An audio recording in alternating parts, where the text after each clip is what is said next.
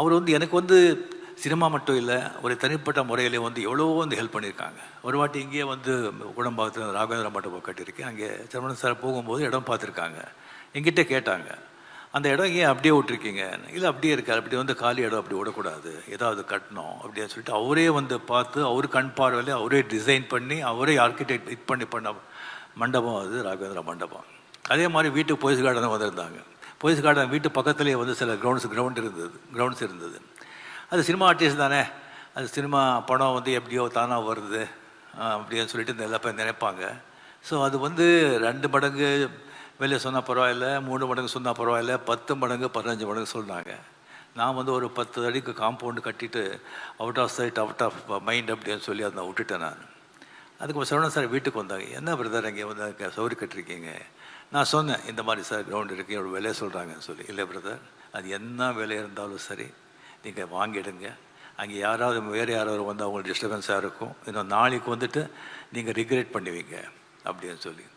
இந்த மாதிரி எவ்வளவோ விஷயங்கள் அதுக்கப்புறம் சிவாஜி படம் பண்ண பிறகு என்கிட்ட சொன்னாங்க, நீங்கள் 90s வந்து 2 வருஷத்துக்கு உடம்பு பண்ணுறீங்க, 3 வருஷத்துக்கு உடம்பு பண்ணுறீங்க, வேண்டாம் பிரதர், வயசு ஆக பிஸியாக இருக்கணும், ஆக்டிவாக இருக்கணும், உடம்புக்கும் நல்லதும் மைண்டுக்கும் நல்லது, அட்லீஸ்ட் வருஷத்துக்கு ஒரு படம் பண்ணுங்க அப்படின்னு சொன்னாங்க. அது இப்போவும் நான் அது பண்ணிகிட்ருக்கேன். ஸோ சரவணன் சார் வந்து இண்டஸ்ட்ரியை மீறி வெளியே கூட அவருக்கு வந்து அவ்வளோ மரியாதை, ரெஸ்பெக்ட். ஏன்னா அவர் அப்படி வாழ்ந்தார். Is a real gentleman. Even அரசியலில் வந்து எந்த அரசியலும் அவர் சார்ந்தவர் இல்லை, இருந்தாலும் எல்லா அரசியல் கட்சி தலைவர்களும், எம்ஜிஆர் சார் வந்து அவர் ஷரீஃபாக்கி அழக பார்த்தார், ஜெயலலிதா அவர்களும் அவர் மேலே அவ்வளோ மரியாதை, கலைஞர் சார் சரவணன் சார் மேலே எவ்வளோ மரியாதைங்கிறது சொல்லி தீராது. அப்படியே அந்த சிவாஜி படம் எல்லாருக்கும் உங்களுக்கு தெரியும், அது வந்து ஒரு அரசுக்கு எதிரியாக நான் சொல்லியிருக்கேன் ஆல்ரெடி.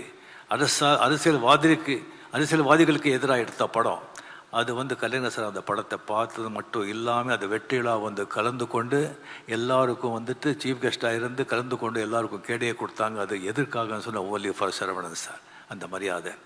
அப்படியே இப்போ ஸ்டாலின் சார், மரியாதைக்குரிய சீஃப் மினிஸ்டர் சார், இங்கே வந்து இவ்வளோ வேலையை விட்டு இங்கே வந்திருக்காங்க அப்படின்னு சொன்னால், சீஃப் மினிஸ்டர் வந்து ஒவ்வொரு நாளும் வந்து விலை மதிக்காத நாட்கள் இருந்தாலும், தேர்தல் நேரம்னு சொன்னால் ஒவ்வொரு நாளும் ஒவ்வொரு மணித்துளியும் ஒவ்வொரு வினாடியும் வந்து விலை மதிக்கவே முடியாது. அந்த மாதிரி இருந்து கூட அது எல்லாத்தையும் விட்டுட்டு இங்கே வந்திருக்காங்க சொன்னால், இங்கே வந்திருக்கிறதுனால வந்து ஒரு 100 ஓட்டு ஒரு ஜாஸ்தி கிடைக்காது. பட் இருந்தால் கூட அவர் இங்கே வந்திருக்காங்க சொன்னால் அது வந்து சரவணன் சாரோட எந்த மாதிரி வாழ்ந்திருக்காங்க எடுத்துக்காட்டு. அட் த சேம் டைம் நம்ம மரியாதைக்குரிய நம்ம சிஎம் அவர்களுக்கு என்ன மாதிரி ஒரு பண்பு கொண்டவர், ஒரு உயர்ந்த உள்ளங்கிறதுக்கு ஒரு எடுத்துக்காட்டு. ஸோ நமக்கு வந்து ஒரு அசையாத சொத்து, அசையாத சொத்துன்னு சொல்லுவாங்க. இதில் வந்து ஒரு அசையாத சொத்துக்கு தான் எப்போவுமே விலை ஜாஸ்தி, மதிப்பு ஜாஸ்தி. ஸோ அந்த மாதிரி நம்ம வாழ்க்கையில் வந்துட்டு நம்மளை விரும்புகிறவங்க, நம்ம நலனில் வந்து அக்கறை கொண்டவங்க ஒரு சில பேர் தான் இருப்பாங்க. அவங்கெல்லாம் வந்து அசையாத சொத்துக்கள். அப்படியே வந்து எனக்கு வந்து ஒரு அசையாத சொத்துக்கள் இருந்தாங்க. K Balachander sir, Jo sir, Panchu sir, R Veerappan sir, Saravanan sir, doctor Kalaignar அவர்கள் தான். அது காலத்தின் சட்டமோ எனக்கு தெரியாது. நமக்கு யார் ரொம்ப விரும்புகிறோமோ, நம்ம யார் ரொம்ப மதிக்கிறோமோ, நம்ம யார் ரொம்ப பிரியமாக இருக்காங்களோ, அது காலம் வந்து சீக்கிரமாக கொண்டு போயிடுறது. அதே மாதிரி ஒவ்வொருத்தரும் விட்டு பிரியும் போது நமக்கு வந்து எவ்வளோ ஒரு பணம், பேர், புகழ், பணம், நல்ல குடும்பம், சொத்து, பிள்ளைங்க இருந்தால் கூட அந்த மாதிரி ஒரு மனிதர்கள் போகும்போது நமக்கு வந்து ஒரு அனாதியாக ஒரு ஃபீலிங் வருது. So Saravanan sir is a great man. His soul rest in peace. Thank you.